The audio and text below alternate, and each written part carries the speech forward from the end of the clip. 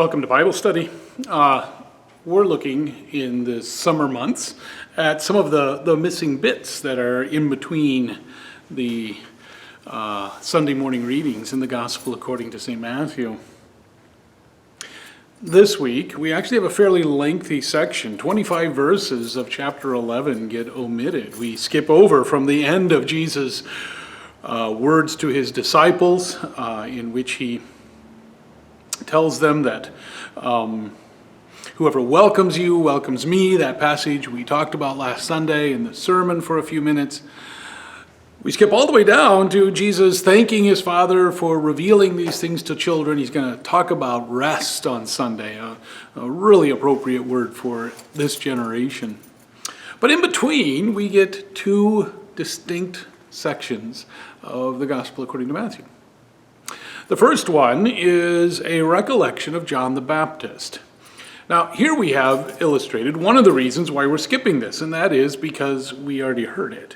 It was clear back in Adventtide, on the third Sunday, we read this story of John the Baptist sending his disciples to Jesus, inquiring whether he was really the one. Seems like a strange question for John to ask. Did he forget? Was he having doubts? Some people have suggested that maybe he sent those disciples to Jesus because he wanted them to ask the question. He was really trying to get them to take their eyes off of John the Baptist and look more intentionally at Jesus. Matthew doesn't tell us. Jesus takes the occasion to answer that question very importantly. Jesus answered those disciples, "Go and tell John what you hear and see. The blind receive their sight, the lame walk, the lepers are cleansed, the deaf hear, the dead are raised, and the poor have good news brought to them." It's a quotation from the Old Testament prophet of Isaiah, in which he talked about the new messianic age in which all of those things would happen. Blessed is anyone who does not take offense in me, who doesn't stumble is actually the word. They go away. And Jesus then takes an occasion to praise John the Baptist. Who'd you go out to see, he said? Did you go out to see a man dressed in nice clothes? No, you went out to a prophet. A reed that bends in the wind? No, somebody who stands up to the forces that are about. He is the messenger, he said, the one whom God sent ahead. The Elijah character who was to come. No one is greater than him. At least not until you get to the kingdom. But in the kingdom of heaven, the least, the smallest, is greater than John. What does that mean for us? I think Matthew was really trying to tell his first century audience, and us too, that Jesus was really doing something momentous, something that had a cosmic and genuine significance for this world in which we live. That John the Baptist, the greatest of the Old Testament prophets, the one who was this sort of summation of Old Testament, was less than even the least of the disciples of Jesus, those who are in the kingdom of heaven now. That in a very real sense, because Jesus has come, because Jesus has died and risen again, because Jesus has done what he has done and established what he established, we all stand in a different relationship to God than John the Baptist.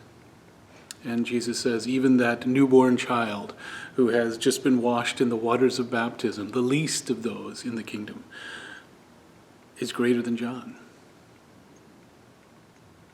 It might be hard for us to see, but that's the point. That's why Matthew needs to tell us, because it's hard to see. John the Baptist came, he says, neither eating nor drinking, and you said he has a demon. The Son of Man came eating and drinking, and you call him a glutton and a drunkard. Wisdom is vindicated by her deeds, says Jesus. Watch and see. For Matthew's original audience, it may well be that there were still people who were hanging around thinking that John the Baptist was perhaps more than they thought he was. There seems to have been a John the Baptist movement. If you look in the book of Acts, Paul actually runs into a few people who were baptized with the baptism of John and didn't know the baptism that Jesus had initiated. And Paul says it's time to baptize you into Jesus' name.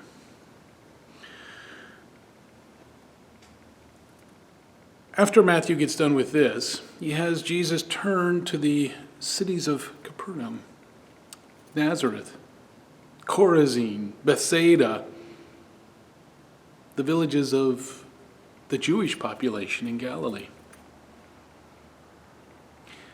They hadn't really listened to what John had said. They hadn't really repented, and they weren't listening to what Jesus was saying that well.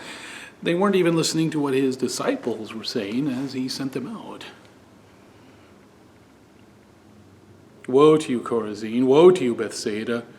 If the deeds of power that had been done in you had been done in Tyre and Sidon, they would have repented long ago. Sackcloth, ashes. But I tell you, on the day of judgment, it will be more tolerable for Tyre and Sidon than it is for you. Capernaum also comes in for his ire.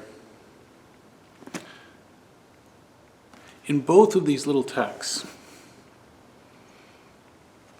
we hear Jesus saying that the proclaimed word, the word said, the kingdom proclaimed, that's real. And it is ignored, and it is spurned and rejected to the hazard, to the harm of the person who rejects it. I think sometimes it is hard for Christians today to see a church in North America in retreat, to see what feels like shrinking. I stand here again in front of this building. We've mentioned this before.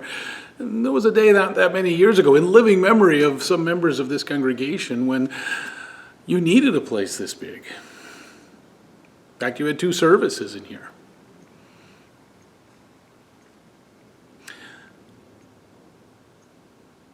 Matthew wants you to know that Jesus sees what you're doing. That there is a day of reckoning. There is a day, as Paul says, when we will shine like the stars, when every knee will bow and every tongue will confess that Jesus Christ is the guy in charge. Many will do so in fear on that day, but some will do so in love. It's our job, our task, our calling to maximize that latter number. It is up to God to decide what to do and how to handle what sometimes to us feels like obstinacy and rejection. His disciples went out, and Jesus had told them to expect persecution, to expect people not to believe, and in fact sometimes to be violently opposed. Jesus wanted them and us to know and to believe that God sees all of it, the good and the bad. Know that what you are doing is important to God. Know that He sees. Know that days of reckoning and revelation and truth, they come. Serve Him. Love Him. Proclaim Him.